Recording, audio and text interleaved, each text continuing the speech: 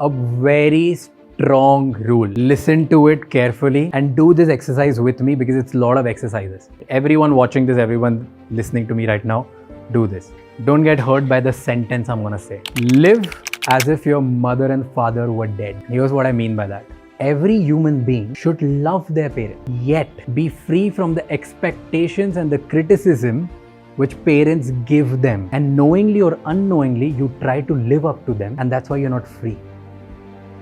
That's why you can't operate from the free mindset. Let me make it more deeper for you so that you get the better perspective. What are the top 3 expectations which your parents have from you?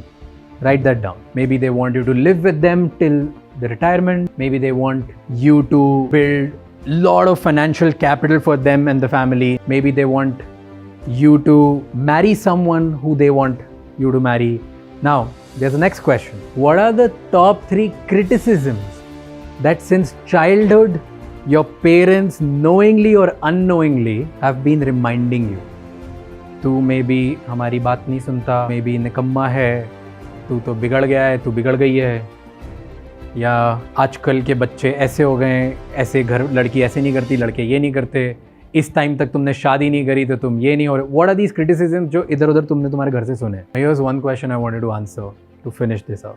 If you were truly fearless, if you were truly limitless, there was nothing stopping you, there was nobody judging you, what would be that one thing that you haven't done till now and you would do? It can be as simple as I would color my hair this way, I would walk up in front of my parents this way, I will leave my career and do something that I really, really admire and enjoy. कुछ भी हो सकता है.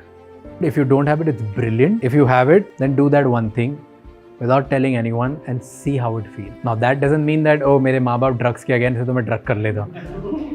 Like, don't. Something positive. Let's keep it that way.